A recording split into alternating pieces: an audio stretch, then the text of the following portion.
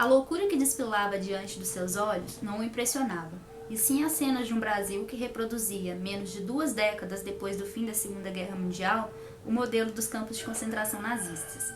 Os homens vestiam uniformes esfarrapados, tinham as cabeças raspadas e os pés descalços. Muitos, porém, estavam nus. Luiz Alfredo viu um deles se agachar e beber água do esgoto, que jorrava sobre o pátio e inundava o chão do pavilhão feminino. Nas banheiras coletivas havia fezes e urina no lugar de água. Ainda no pátio, ele presenciou o momento em que carnes eram cortadas no chão. O cheiro era detestável, assim como o ambiente, pois os urubus espreitavam a todo instante. Dentro da cozinha, a ração do dia era feita em caldeirões industriais. Antes de entrar nos pavilhões, o fotógrafo avistou um cômodo fechado, apenas com um pedaço de arame. Entrou com facilidade no lugar, usado como necrotério. Deparou-se com 3 cadáveres em avançado estágio de putrefação e dezenas de caixões feitos de madeira barata. Ao lado, uma carrocinha com uma cruz vermelha pintada chamou sua atenção. Dentro dos pavilhões, promiscuidade, crianças e adultos misturados, mulheres nuas à mercê da violência sexual. Nos alojamentos, trapos humanos deitados em camas de trapos. Moscas pousavam em cima dos mortos-vivos. O mau cheiro provocava náuseas. Em outro pavilhão, a surpresa. Capim no lugar de camas. Feno, aliás, usado para encher colchões, abrigar baratas e atrair roedores. Viu muitos doentes esquecidos nos leitos, deitados ali para morrer. A miséria humana encarada diante de sua máquina. Jamais havia flagrado nada parecido.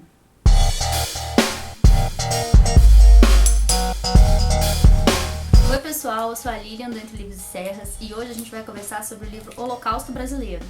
No início do vídeo eu já li para vocês um trecho que foi um dos mais impactantes da história. Esse livro ele foi publicado em 2013 pela jornalista Daniela Arbex. E ele é uma coleção assim, de trechos de reportagens que ela fez ao longo de alguns anos sobre o Hospital Colônia, que existia em Barbacena, por volta de 1900 que ele foi construído, para poder tratar doentes mentais.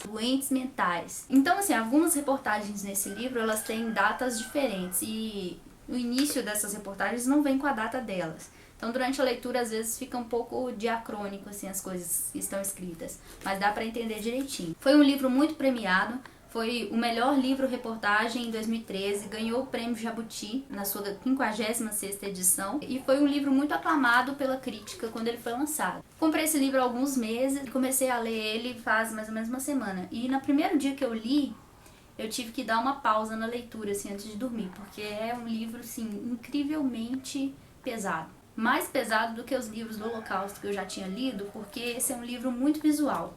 Como ele era reportagens, ele não tem só o texto crítico do repórter, mas também muitas fotos, muitas imagens. E as imagens são extremamente chocantes, porque quando você pensa que são pessoas assim, que às vezes só tem alguma pequena deficiência mental, ou às vezes nem tem, que está passando por essas coisas tão difíceis que a gente vê pelo abandono, principalmente, pela solidão, né, num lugar desse.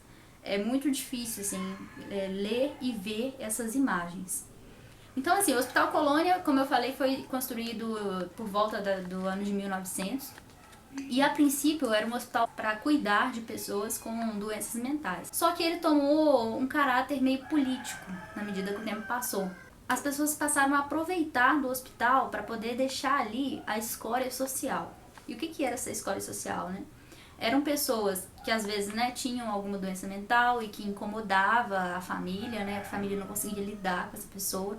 Muitas crianças que às vezes nasciam com alguma deficiência mental e a família não conseguia lidar com isso, mandava para lá também.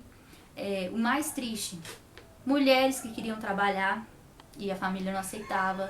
Mulheres que queriam ganhar mais e o pai não aceitava, colocava lá também. Mulheres que eram estupradas pelos patrões e ficavam grávidas e aí também era mandada para lá. Às vezes mulheres que só ficavam grávidas mesmo e a família não aceitava e eram colocadas no Hospital Colônia. Além de homens que eram mendigos, que às vezes tivesse roubado uma galinha do vizinho, era colocado lá. Homens que se envolviam em brigas de bares, eram levados para lá. E muitas crianças que eram abandonadas na rua, crianças que às vezes nasciam próprio dentro do Hospital Colônia por filhos de outros pacientes. O que acontece? O hospital ele foi construído para poder abrigar 200 pacientes. Só que no seu auge ele tinha mais de 1.000 pacientes internados, em 16 pavilhões que compunham a unidade hospitalar. E cada pavilhão tinha pátios, onde ficavam os internos durante o dia. Vou chamar aqui os internos, na verdade, agora de detentos, porque era isso que eles eram. Eles eram muito mais do que só pacientes internados, eles eram detentos mesmo, aprisionados naquele lugar, tá? Então os detentos, eles eram tratados de uma forma desumana. Uma vez por semana era servido leite no hospital. E aqueles pacientes passavam tanta fome que o dia que era servido leite, eles tomavam leite até vomitar, principalmente as crianças. E se sobrasse litros de leite lá, eles eram obrigados a jogar o leite fora, porque eles tinham que devolver os tonéis todos vazios para a prefeitura. Então, eles não podiam aproveitar o leite que sobrasse. A comida servida no colônia, ela era preparada em grandes caldeirões, era uma espécie de papa mesmo, porque como muitos pacientes não tinham dentes, a comida tinha que ser toda triturada. E aí era servido, por exemplo, o arroz e o feijão todo triturado, igual se fosse uma sopa. Carne era uma coisa raríssima de se ter. E quando se tinha, ela era cortada no chão mesmo.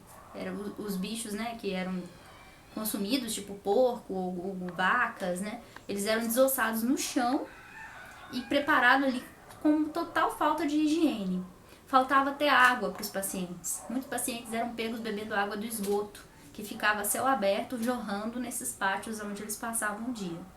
Então, durante a noite, não existia cama para todos os pacientes. Então, muitos deles dormiam no chão. E Barbacena é uma cidade muito fria, muito mais fria do que o entorno dela, pelo contexto geológico e geomorfológico da cidade, que está numa área mais depressionária, com convergência de ventos frios naquela região. Então, é uma cidade muito fria, muito mais do que qualquer cidade ali no entorno. E esses pacientes, né, esses detentos, eles eram colocados então em grandes salões e dormiam no chão. E muitos deles não tinham roupa, porque cada paciente só tinha um conjunto de roupa. Então as pessoas, enquanto uma roupa estava lavando, eles ficavam pelados. E às vezes, nesse processo de lavagem, a roupa sumia. E se sumisse, o paciente ficava permanentemente pelado.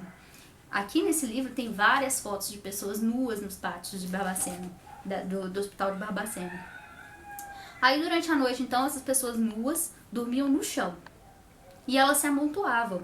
Aí a pessoa que ficava por baixo, já fraca, né, por inanição, por falta de comida, de uma alimentação saudável, pela manhã ela amanhecia morta, não acordava, né? Na noite era comum morrerem até 17 pessoas de frio. E além disso, muitos funcionários eles eram maldosos e eles provocavam punições para esses detentos. E uma das punições que era muito mortal, durante a noite eles pegavam o paciente, molhavam ele e jogavam ele no pátio. E faziam ele dormir lá, a céu aberto, sem roupa e molhado. E aí muitos desses pacientes faleciam durante a noite de frio. São só algumas das punições que eu estou falando aqui. Fora as punições com choque. A pessoa era punida com eletrochoques. E às vezes a carga de choques na instituição era tão alta que caía a luz na cidade de Barbacena.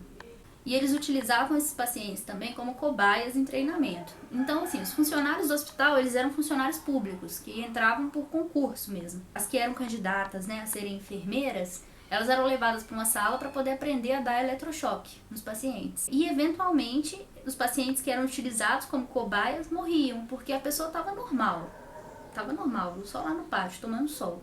Alguém ia lá, pegava ela, levava para um quarto para poder treinar eletrochoque na pessoa. A pessoa já enfraquecida pela alimentação, pelo estilo de vida que ela leva, não resistia. E uma cena muito marcante desse livro é de uma ex-funcionária que foi em uma dessas sessões para aprendizagem e quando chegou na vez dela, tinha um adolescente deitado lá na maca e ele suplicava para que eles não dessem o choque nele. Ele implorava e chorava, esperneava, pedindo pelo amor de Deus, não faz isso comigo. E aí eles fizeram uma das alunas, né, dar o eletrochoque nele e ele faleceu. E para ela aquilo foi a gota d'água, ela deu as costas e foi embora. Falou, eu não vou trabalhar nesse lugar não. Porque o hospital de Barbacena era chamado de o lugar dos doidos. E uma reflexão que a gente pode fazer durante esse livro, assim, é quem eram os doidos de verdade, né? Eram os detentos que estavam lá naquele hospital, que alguns tinham problemas, né, de psicológicos, ou eram as pessoas que faziam isso com eles? Porque muitos dos funcionários, eles eram coniventes com as coisas que aconteciam. E além de coniventes, eles eram atuantes, eles participavam daquela tortura e sentiam prazer com isso. Não eram todos. Muitos também faziam de tudo para poder tentar ajudar os pacientes ali dentro. Mas outros... Tem algumas histórias aqui de pessoas que sobreviveram.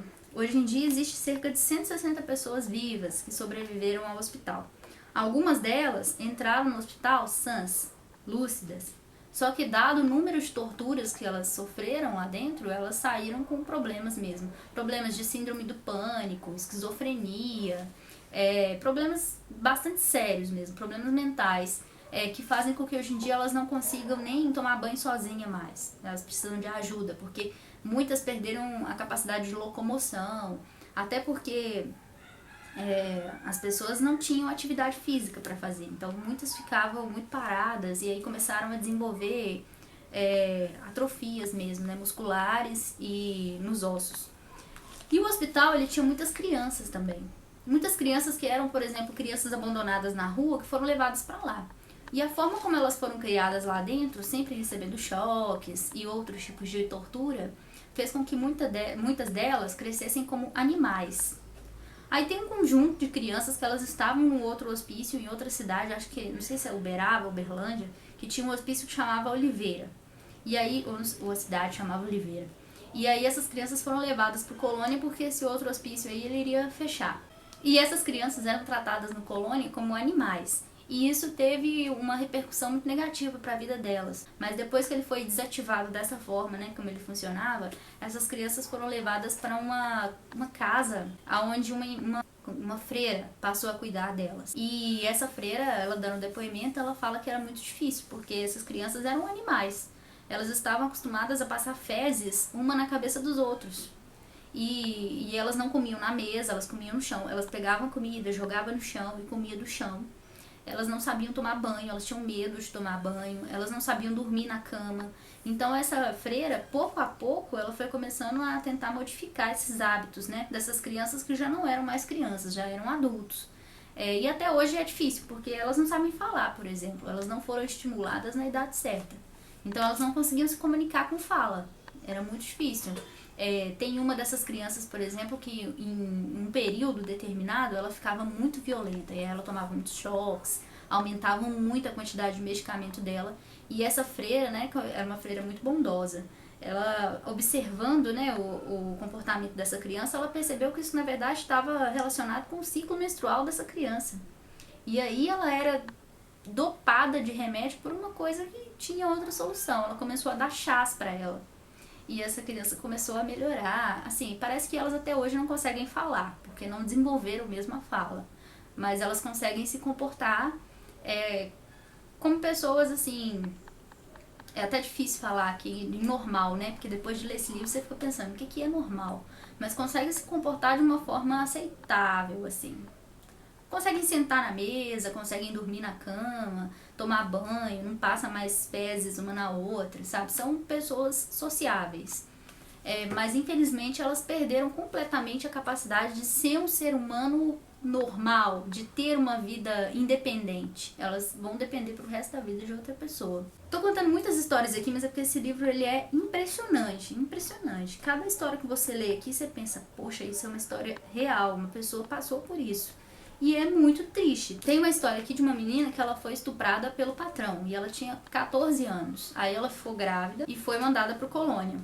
E lá no Colônia, ela conseguiu ficar com o filho dela durante 2 anos. Só que como ela era uma pessoa absolutamente normal, ela podia sair do Colônia para trabalhar na casa de família.